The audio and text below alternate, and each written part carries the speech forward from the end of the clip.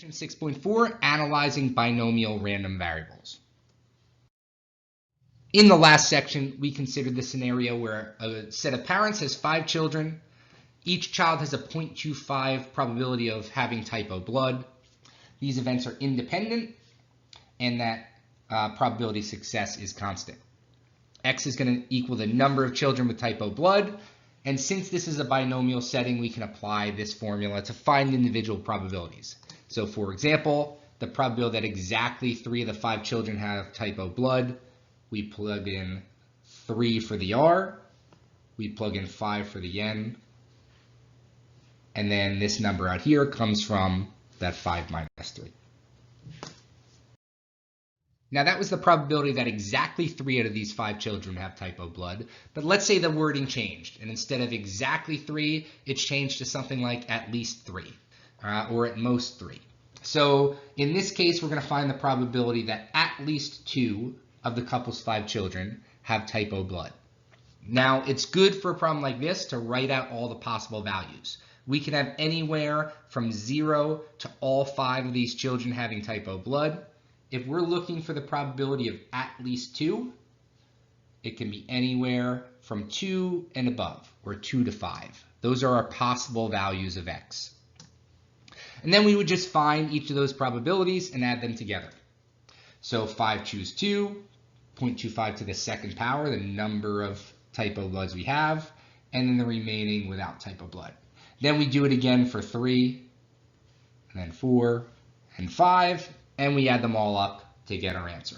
So once the wording changes from exactly to something like at least or at most or less than or greater than, we're going to start having to combine different events. And when it comes to combining these different events, we want to be strategic about it because we want to do the least amount of work as possible. So rather than finding the probability of 2 or 3 or 4 or 5 and doing all 4 of those calculations to add them together, we can treat this as a complement problem, where instead of finding the group that we're looking for, since there's 4 things in this, we're going to find the ones that we're not looking for and then just subtract that from 1.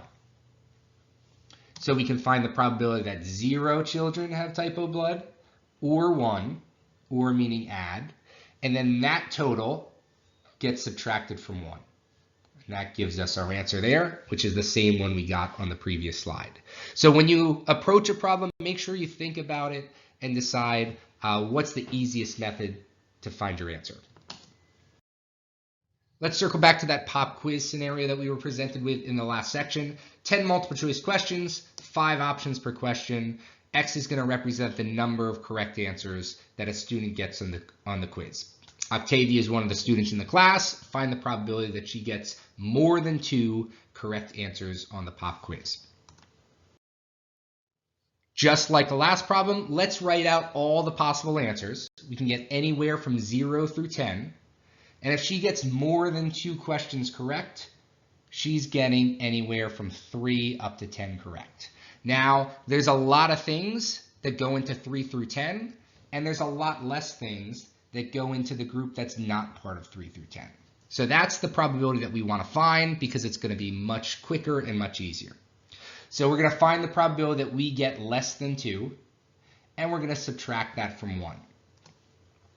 We're going to have to do 3 calculations here. So this is the calculation for getting 0 out of 10 correct, or 1 out of 10, or 2 out of 10, or meaning add them together. And since we're actually finding the complement here, once we get that probability, we just subtract it from the full sample space. And this is going to equal that probability of everything that wasn't in those 3 scenarios we just calculated. Now we looked at this probability distribution in the last section, which is showing us all the individual values for the probabilities of having a certain number of children out of 5 with type O blood. Each of these probabilities is calculated using that equation that we just used on the previous slide, and the resulting histogram is shown here. So we have our full probability distribution. We could check it. If we add all these up, it'll total 100%. All those probabilities are valid. So we can use the equation that we learned in section 6.2, where we multiply each value times its probability, and we add them all up. That would give us a probability of 1.25. That interpretation would mean that if we randomly selected many families like this one with the 5 children, the average number of children per family with type O blood will be about 1.25. The nice thing about binomial probability problems is that there's a much easier way to find the mean. And if we really think about it, since each child has a 0.25 probability of inheriting type O blood, we'd expect 25% of our group to have this type O blood.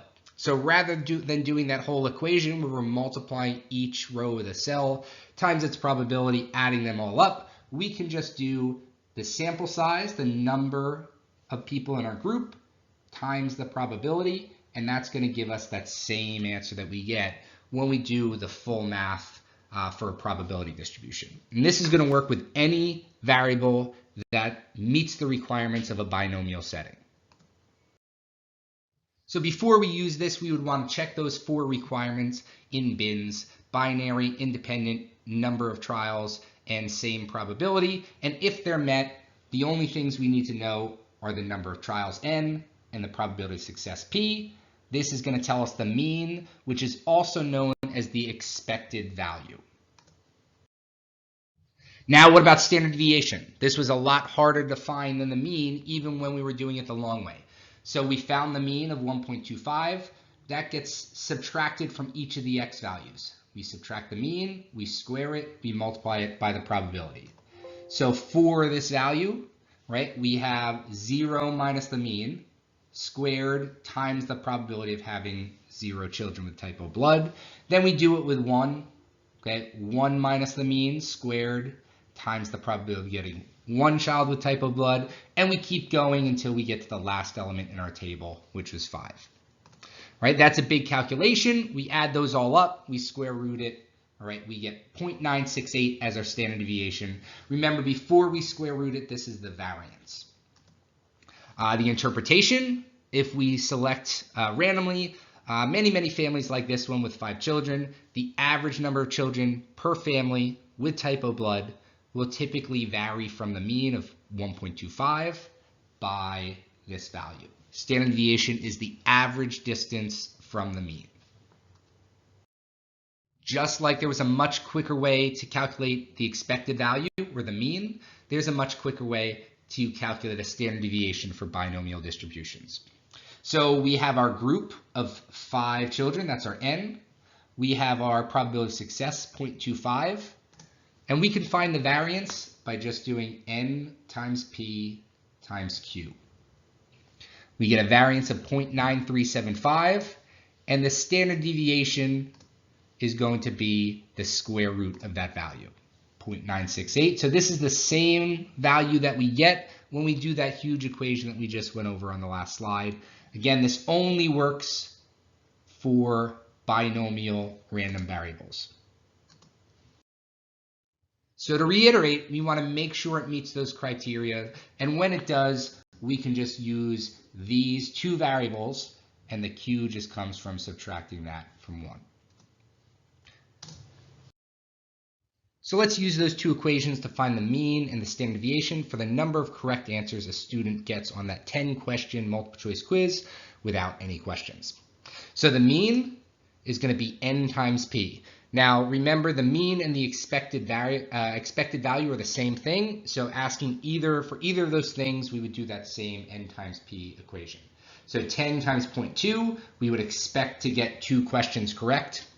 The standard deviation is going to be radical npq, or as we'll see it in the book, radical np times 1 minus p.